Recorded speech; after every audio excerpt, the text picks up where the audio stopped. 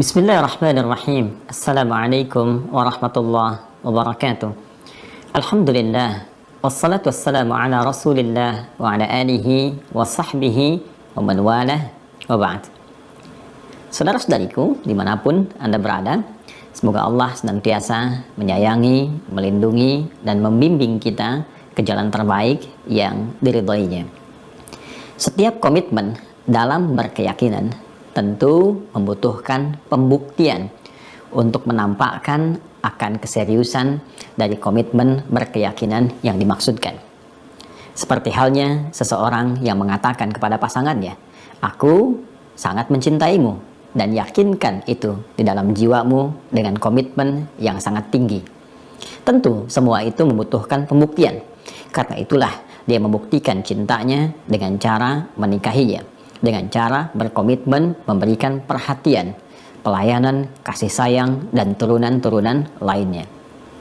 Komitmen keyakinan tertinggi dari seorang manusia adalah komitmennya untuk menjadi hamba berketuhanan yang menuhankan dan memberikan pembaktian khusus kepada zat yang ia pusatkan sebagai Tuhan. Bagi seorang muslim, tentu saja pusat kebertuhanannya akan diserahkan, dipasrahkan, dan ditujukan kepada satu zat yang sempurna, yaitu Allah Subhanahu wa Ta'ala. Untuk itulah ketika seorang muslim berkomitmen untuk berkeyakinan teguh menuhankan Allah Subhanahu wa Ta'ala, yang dalam bahasa syariat disebut dengan iman, yakin tanpa ragu, maka secara logis konsekuensinya ia mesti membuktikan kebertuhanannya kepada Allah Subhanahu wa Ta'ala. Ketika ditanya, bagaimana engkau membuktikan bahwa engkau yakin bahwa Allah adalah Tuhan, bahwa engkau menuhankan Allah Subhanahu wa Ta'ala, tentunya kita harus menunjukkan ekspresi keimanan itu, keyakinan tanpa ragu itu, dengan sebuah pembuktian. Disinilah ayat-ayat Al-Quran menghadirkan pesan-pesan penting yang tegas dan lugas dari firman Allah Subhanahu wa Ta'ala kepada setiap hamba yang telah meyakini tanpa ragu akan keesaan dan ketuhanan Allah Subhanahu wa Ta'ala. Quran surah ke-20 Thaha ayat ke-14 di antara sekian ayat yang menegaskan tentang pesan penting ini. Allah berfirman, "Innani anallah la ilaha illa ana fa'budni wa aqimis salata li dzikri." Innani anallah, sungguh aku tegaskan, kata Allah, akulah Allah. La ilaha illa ana, tidak ada Tuhan yang layak dipertuhankan. Tidak ada Tuhan yang layak dipertuhankan kecuali aku, kata Allah. Maka ketika seseorang telah meyakini, mengimani tanpa ragu untuk menuhankan Allah Subhanahu wa Ta'ala dengan segala pembuktiannya, baik secara ilmiah, logis, ataupun dalil-dalil lain yang menguatkannya, konsekuensinya dia harus membuktikan keimanannya kepada Allah.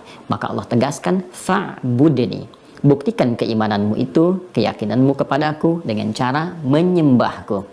Bila kita bertanya bagaimana cara menyembahmu ya Allah, maka Allah kemudian tegas menyampaikan, wa aqimis salata lidzikri, maka tunaikanlah salat sebagai pengingat kepada aku, pengingat imanmu yang meyakini aku sebagai Tuhan, pengingat penghambaanmu kepada aku, pengingat kepasrahanmu kepada aku.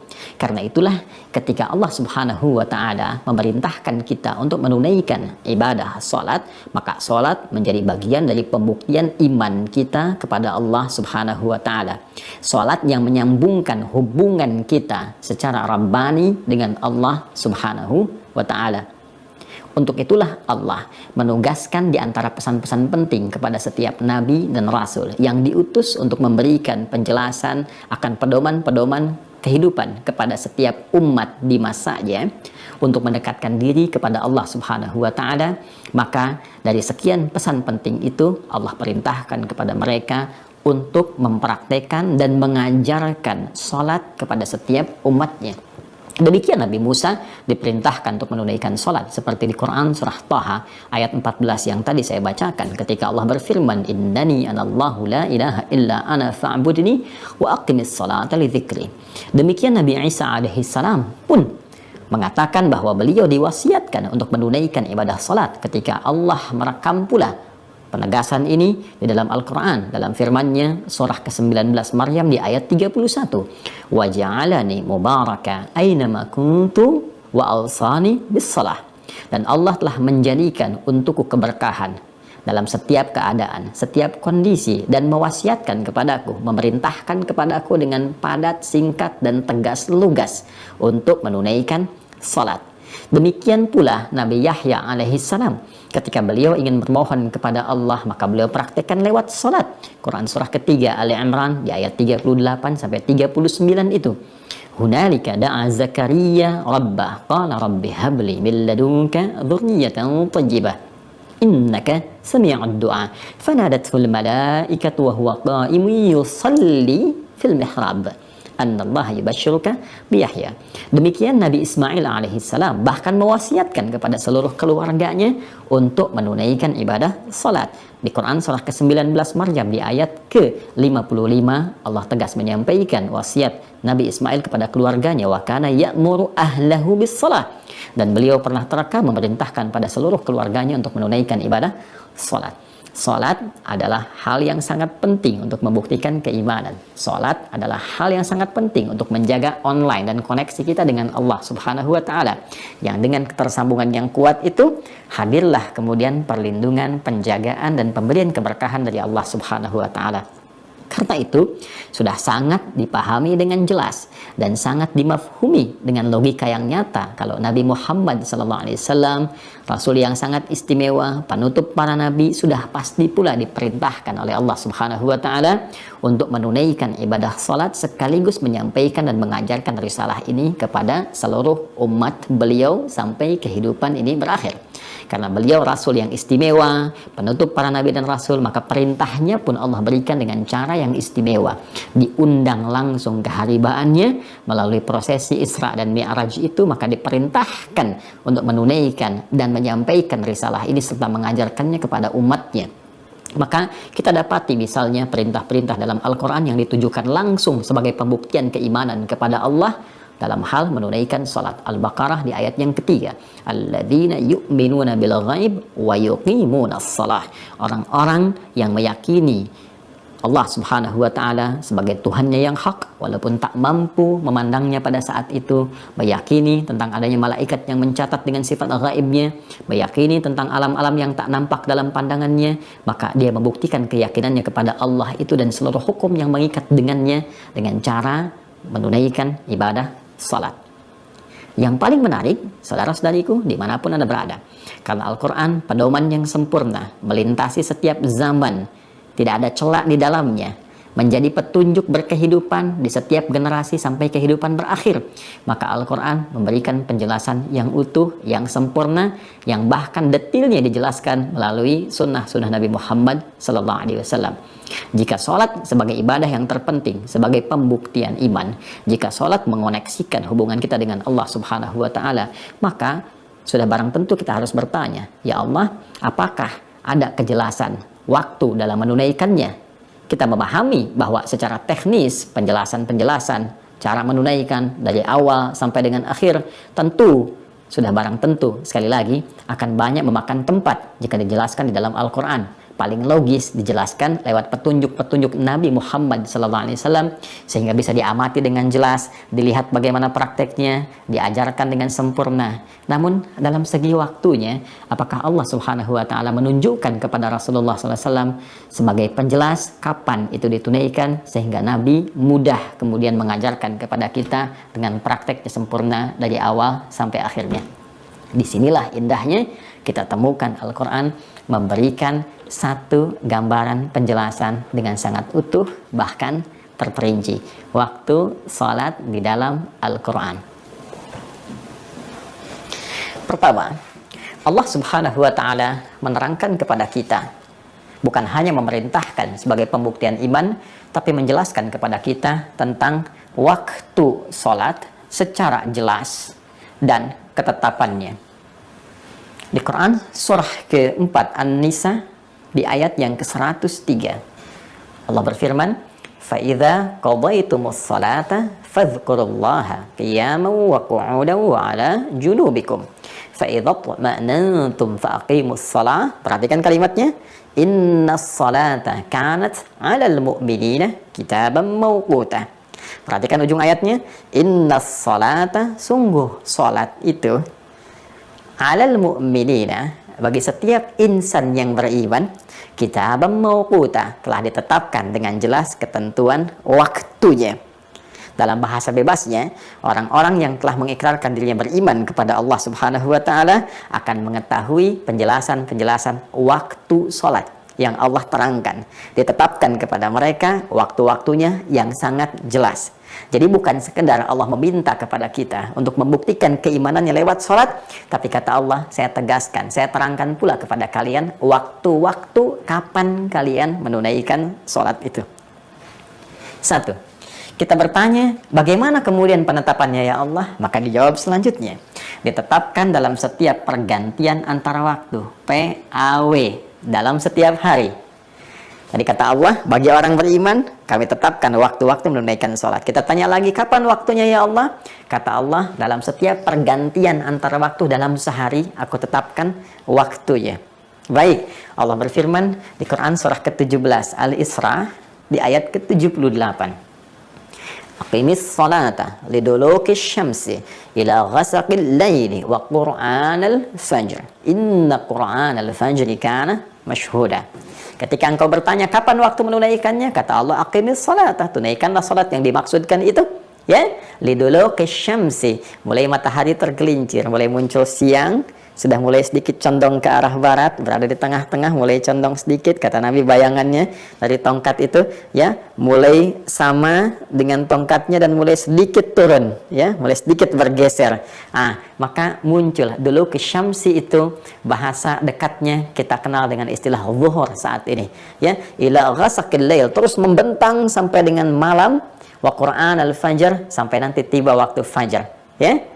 Inna Qur'an al-fajri kana masyhuda, dan di waktu fajar itu ada salat juga yang spesial yang disaksikan langsung oleh Allah Subhanahu wa taala, seperti Allah menyaksikan semua salat yang lainnya, tapi berkumpul kemudian para malaikat di waktu fajar dengan spesial di dalamnya. Dari zuhur membentang sampai dengan ke waktu fajar. Kita akan lihat detailnya bagaimana itu. Kapan diaturnya? Maka ditegaskan lagi Quran surah ke-11 ayat ke-114. Aqimis salata tarafain nahar wa zulafan minal lail innal hasanati yudhibnas sayyiat. Hei, kata Allah, tunaikan salat yang dimaksudkan 5 waktu itu secara umumnya aku jelaskan di setiap pergantian antara waktu, di 2 ujung siang, dari subuh sampai dengan petang asar, wa zulafan minal lail, kemudian ketemu maghrib dengan isya'nya. Innal hasanati yudhibnas sayyiat. Kalau engkau kerjakan, kamu meloreh nilai kebaikan, mendapatkan pahala yang bisa menggugurkan kejelekan-kejelekanmu. Baik, masih umum ya Allah. Ya, detailnya seperti apa? Maka turun lagi kemudian dijelaskan spesifik waktu pergantian antar waktu itu dalam sehari. Kalau tadi masih umum, ya, zuhur berganti, siang berganti ke sore, sore berganti menjelang ke malam, ya, malamnya tiba, kemudian muncul fajar, masih umum disebutkannya, ya. Kemudian dijelaskan lagi secara spesifik waktunya, muncul Quran surah ke-30 Ar-Rum di ayat 17 sampai dengan 18. Fasubhanallahi hina tumsuna wa hina tusbihun. Baik, detailnya kata Allah, fasubhanallahi, ayat 17-nya, maka bertasbihlah kepada Allah Subhanahu wa taala. Ya, tasbih ini teman-teman sekalian, bertasbih, menyucikan, memuji Allah Subhanahu wa taala, akarnya dari kata subhah, dan subhah itu nama lain dari kata shalah. Ya, makanya dari lisan Nabi mengatakan subhah itu shalah. Ya, subah itu sholat. Karena itulah perintah untuk menerima ibadah sholat ketika Allah meminta Nabi, ya, dengan peristiwa Isra dan Mi'raj itu menghadap kepada Allah, diperintahkan untuk menunaikan ibadah sholat, maka perintahnya dimulai dengan kalimat subhan. Quran surah ke-17 ayat yang pertama. Subhanalladzi asra bi'abdihi laila minal masjidil haram ilal masjidil aqsa alladzi barakna haula linuriyahu min ayatina innahu huwas sami'ul basir. Jelas. Maka fasubhanalladzi hina tumsuna wa hina tusbihun. Maka kata Allah, bertasbihlah engkau, tunaikan salat kepada Allah Subhanahu wa taala hina tumsuna, ya, di waktu petang menjelang malam. Muncul di sini, ya, petang menjelang malam. Saat matahari mulai akan tenggelam, Ya, matahari mulai tenggelam, tenggelam, tenggelam. Yang di ayat lain disebutkan tenggelam ini disebut dengan maghrib. Terbitnya di masyrik, tenggelam di maghrib. Quran surah kedua Al-Baqarah ayat 115. Walillahil masyriqu wal maghrib. Maka Tumsun menyebutkan waktu maghrib. Masya Allah. Wahina tusbihun, subuh. Masya Allah. Di Quran surah ke-17 ayat 78 disebut dengan fajar. Di sini dinamakan dengan subuh. Maka dia punya dua nama, fajar dan subuh. Nah, di ayat 18-nya, kalau Anda teruskan, kita akan temukan kalimat wa asyiya wa hina tudhiron. Hei, asyiya itu waktu petang, belum dekat ke arah maghrib. Antara siang, teman-teman sekalian, menjelang kemudian pertengahannya, ya, antara siang kemudian pertengahannya, lalu kemudian masuk maghrib. Antara siang dengan maghrib ketemu masa, ketemu sore, itu asyiya namanya. Baik, itu asyiya, asar. Hei, baik ya, ditemukan di sini waktu asar. Ya. Asar menunjuk kepada momentum yang harus dimanfaatkan dengan baik karena hikmah tertentu. Di Quran surah 103, wal asr, demi momentum waktu yang aku berikan untuk beraktivitas, ya. Karena pentingnya sholat itu nanti disebut dengan momentumnya asar. Waktunya, kalau Anda tanya waktunya, disebut asyia. Momentumnya yang penting, yang menjadikan kita harus memanfaatkan supaya menjadikan kegiatan sebagai ibadah, mendekat kepada Allah. Kalau tidak, rugi kita karena hilang sebagian waktu yang Allah berikan kepada kita untuk menjadikannya sebagai ibadah. Karena itu surah 103 menunjukkan pesan penting supaya kita memanfaatkan waktu itu untuk ibadah, untuk menenun amal soleh supaya tidak rugi. Wal asr innal insana lafi khusr illa alladhina amanu wa amilus solihat. Waktunya untuk mengerjakan di waktu itu, waktu rentang sore antara siang dengan ke maghrib itu disebut asyia namanya. Wa asyia wa hina tudhiron, zuhur. Masya Allah. Zuhur tiba. Maghrib, subuh, asar, zuhur. Satu lagi apa? Quran surah ke-24 ayat ke-58. Ya, kalau Anda terus baca ayatnya sampai ke ujungnya, Anda temukan kalimat min ba'di salatil isya thalathu aurat. Dan setelah engkau menunaikan salat isya itu, minta izin ya kepada ayah ibu, minta izin kepada ahli rumah. Kalau ingin masuk ke kamar, ketok pintu dulu di 3 waktu yang paling utama. Kan waktu kemudian sebelum subuh, teman-teman sekalian, waktu kemudian dalam suasana siang setelah beraktivitas mungkin sedang ganti pakaian, dan juga waktu setelah menunaikan salat isya. Min ba'di salatil isya, isya disebutkan. Baik. Jadi 3 pergantian waktu ini ya. PAW, pergantian antar waktu. Disebutkan oleh Allah Subhanahu wa taala 3 yang tadi saya maksudkan, 3 ayat ini, ayat 17, 18 surah 31, 2, kemudian ayat 58 surah 24 mencakup 5 pergantian waktu dalam sehari untuk mengetes iman. Dan ya, sekaligus menunaikan ibadah sholat itu. Kata Allah, aku jadikan PAW, pergantian antara waktu 5 kali dalam sehari. Subuh, cek iman masih ada atau tidak. Sekali lagi, karena sholat membuktikan keimanan kita. Ada getaran nggak ketika disebutkan nama Allah? Imannya bergetar nggak? Ya kan? Itu yang dimaksudkan Quran surah ke-8 Al-Anfal di ayat yang kedua. Innamal mu'minuna alladzina idza dzukirallahu wajilat qulubuhum wa idza tuliyat alaihim ayatuhu zadathum imana wa ala rabbihim yatawakkalun. Sungguh insan beriman yang sejati itu bisa dicek imannya. Di antaranya jika disebutkan nama Allah, maka ada getaran dalam hatinya. Maka panggilan menunaikan ibadah sholat itu didahului dengan kata Allah. Bukankah kita dengar panggilannya dengan kalimat Allahu Akbar, Allahu Akbar, ya kan? Sampai kita temukan kalimat hayya 'alas shalah, dibukanya dengan apa? Allah, Allahu Akbar. Ya, bukankah kalimat Allah itu adalah kalimat yang menunjukkan kepada Tuhan yang hak, yang kita katakan dalam syahadat, asyhadu an la ilaha illallah. Ketika Anda mengatakan asyhadu an la ilaha illallah, Anda beriman. Ya, iman kepada siapa? Yakin tanpa ragu kepada Allah. Tidak ada Tuhan selain Allah, Tuhan yang hak. Maka diuji kita Buktikan lewat komitmen dengan ibadah. Bagaimana caranya? Panggil dulu, ada nggak sinyal iman dalam dirinya? Allahu Akbar, muncul. Bukankah subuh ada pengecekan iman ketika kita mendengar itu? Bukankah itu panggilan sholat untuk membuktikan komitmen keimanan kita? Kemudian ganti waktu ke siang. Masih terang nggak? Ya, kita beriman. Masih nyata nggak keimanan kita? Terang, nyata, bahasa Arabnya disebut dengan zuhur. Ya, wahina tudhirun. Dan ketika waktu zuhur pun dipanggil lagi. Allahu Akbar. Cek imannya masih ada apa enggak. Ya, ketika tiba waktu sore itu, asyiyah, jangan-jangan kita rugi nih. Karena ada orang subuhnya beriman, sorenya imannya nggak ada. Jangan-jangan waktu yang diberikan tidak dimanfaatkan dengan baik. Memanfaatkan waktu dengan baik untuk kepentingan ibadah dan membuktikan iman disebut dengan asr namanya. Wal asr, innal insana lafi khusr illa alladhina amanu. Apa dampak dari iman? Wa amilus shalihat. Apa amal soleh pertama setelah beriman? Alladzina yu'minuna bil ghaib wa yuqimunas shalah.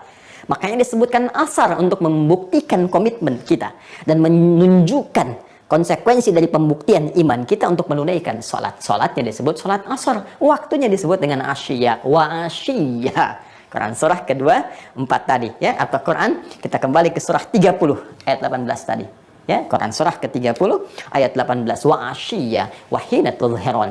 Sampai masuk kemudian ke fase menjelang malam, di sore terakhir saat matahari akan terbenam. Maghrib, bukankah dipanggil lagi dengan suara adzan? Allahu Akbar, Allahu Akbar.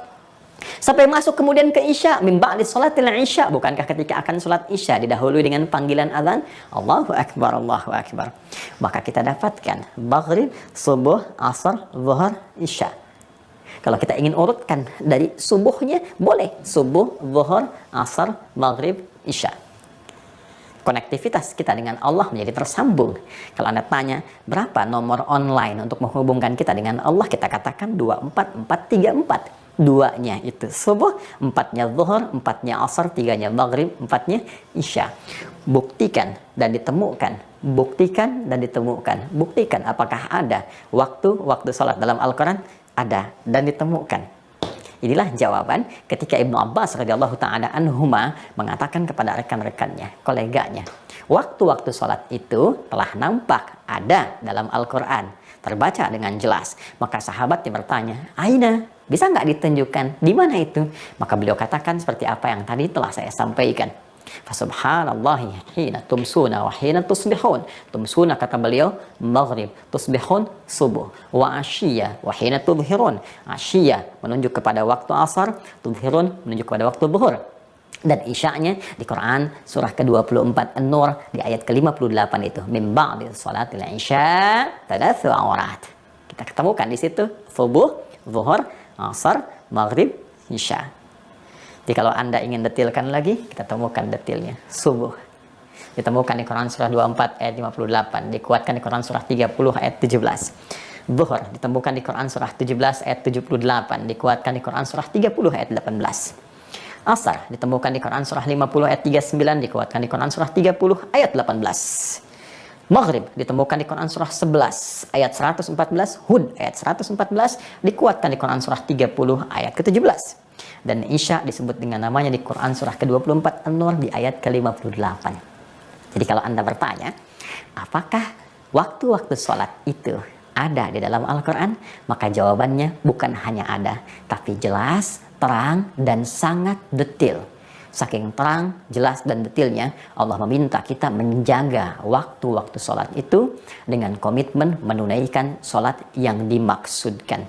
Maka turunlah Quran surah ke-2 Al-Baqarah ayat 238. Allah berfirman, Hafidhu 'alas salawati was salatil wusta wa qumu lillahi qanitin.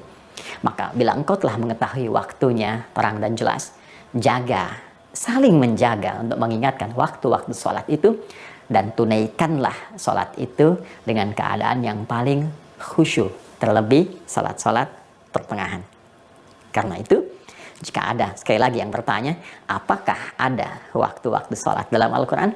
Kita jawab, bukan hanya ada, tapi sangat terang dan jelas. Dan diminta dengan jelas dan terang itu untuk menjaga dan menunaikannya dengan khusyuk. Namun bila ada yang mengatakan tidak ada waktu-waktu sholat dalam Al-Quran. Walaupun saya mengerjakannya, ini patut diduga dua hal terjadi pada dirinya. Kalau bukan dia belum bagus baca Al-Quran, belum mengetahui isi Quran karena jarang berinteraksi dengan Quran, boleh jadi karena keadaan imannya yang melemah. Karena bagi orang beriman, dia pasti akan mengetahui waktu-waktu sholat. Inna sholata kanat alal mu'minina kitaban mawquta. Sungguh orang beriman itu akan jelas baginya nampak tentang waktu-waktu sholat itu. Sekali lagi, kalau bukan karena kurang baca Al-Quran, boleh jadi karena kurang kuat keadaan imannya.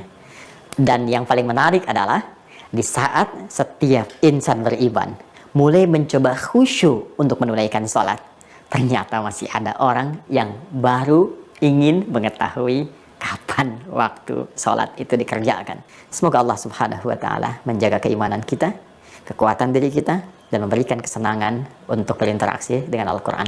Dan kita saling mendoakan semoga Allah memberi petunjuk kepada orang-orang yang belum mendekat kepada Al-Quran, yang belum yakin dengan ketentuan agamanya walaupun telah menyatakan berislam. Dan semoga kita semua dilindungi dan dirahmati oleh Allah Subhanahu wa Ta'ala. Adi Hidayat, subhanakallahumma wa bihamdika, asyhadu an la ilaha illa anta, astaghfiruka wa natubu ilaik. Assalamualaikum warahmatullahi wabarakatuh.